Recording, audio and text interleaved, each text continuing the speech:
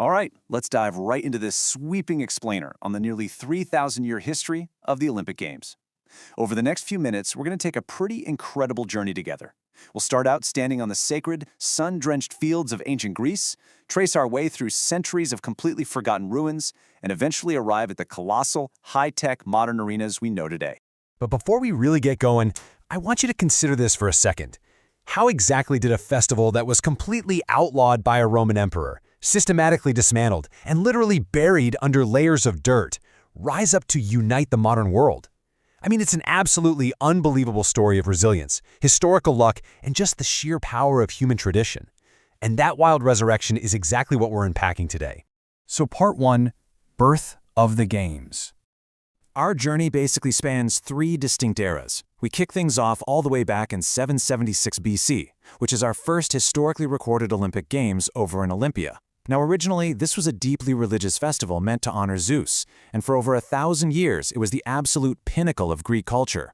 But then we hit this massive brick wall in 393 AD. The political and religious landscape totally shifted, a ban was put in place, and the Games came to a screeching halt. That led to over 1,500 years of complete silence. Finally, the story pivots to this jaw-dropping revival in 1896, dragging this ancient tradition right back into the modern era.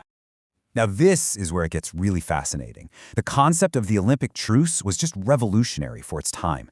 Think about the ancient Greek world. It was this highly fractured, chaotic place full of fiercely independent, warring city-states like Athens, Sparta, and Corinth.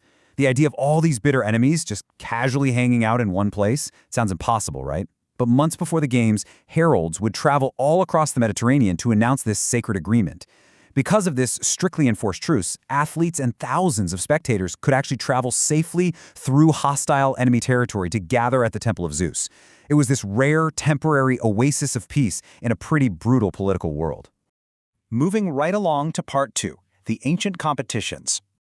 Just picture the raw, unpolished intensity of these ancient events. I mean, for the first 13 Olympiads, they only had one single event, the Stadion, which was a grueling 192-meter sprint down a straight dirt track. But as the festival grew, things got intense. You had dedicated athletes training for brutal combat sports like wrestling and boxing, fighting with literal leather thongs wrapped around their knuckles. Then there was the pentathlon, where you had to master the discus, javelin, long jump, running, and wrestling all in a single day. And of course, the chariot racing, incredibly thrilling, highly dangerous, with frequent crashes and blinding dust. All of this going down under the blistering sun with tens of thousands of people just screaming their heads off. So, what did they actually get for surviving all of that? The rewards were surprisingly humble. Today we're used to seeing athletes bite into heavy gold medals, right? Not to mention cashing in on multi-million-dollar sponsorships. But these ancient legends weren't doing it for precious metals or money. They fought for simple, sacred olive-wreath crowns, cut from one specific holy tree right there in Olympia. But here's the thing, that simple wreath meant absolutely everything. Earning it meant immortal glory. Winners were treated like living gods back home, often getting free meals for life and literal statues built in their honor. Which brings us to Part 3, Fall and Silence. By the year 393 AD, the world had totally changed. The Roman Empire now had total control over Greece.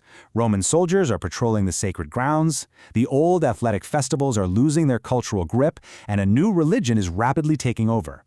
393 is the exact year Roman Emperor Theodosius I, who was a devout Christian, issued a strict edict banning all pagan practices. And since the Olympics were completely tied to the worship of Zeus, they fell right under that ban. Boom.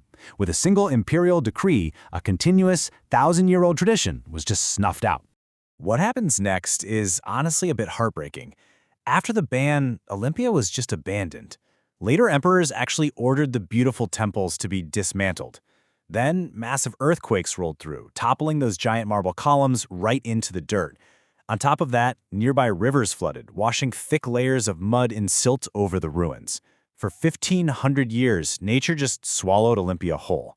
The echoing cheers were gone, replaced by absolute silence, and those legendary athletic feats faded into myths, buried in dusty historical texts. But the story doesn't end there. Part 4, the modern revival. Fast forward to the 19th century. You've got archaeologists deep in the mud in Greece, literally pulling forgotten temples and ancient pottery out of the earth. But at the exact same time, thousands of miles away in France, something totally different is happening. In these elegant, gaslit meeting halls, a young educator named Pierre de Coubertin is reading the excavation journals from Olympia, and he gets absolutely hooked on this ancient ideal of physical and mental excellence.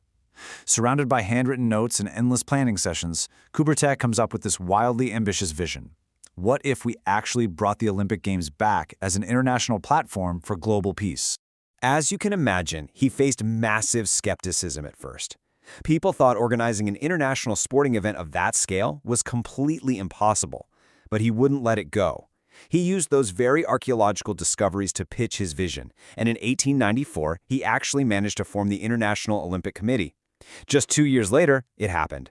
The first modern Olympic Games officially kicked off in 1896. Spectators actually packed into the newly excavated, beautifully restored Panathenaic Stadium in Athens. It only featured 14 nations, sure, but it successfully bridged a historical gap of over a millennium. And that leads us into Part 5, an enduring legacy.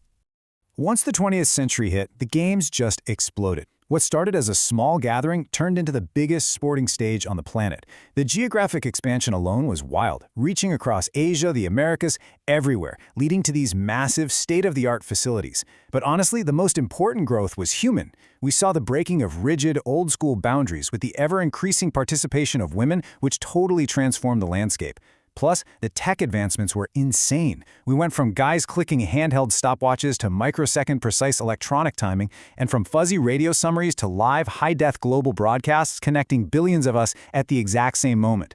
So when you zoom out from those ancient dirt fields of Olympia to today's mega arenas where athletes from completely different cultures stand shoulder to shoulder, the core of this thing has remarkably survived.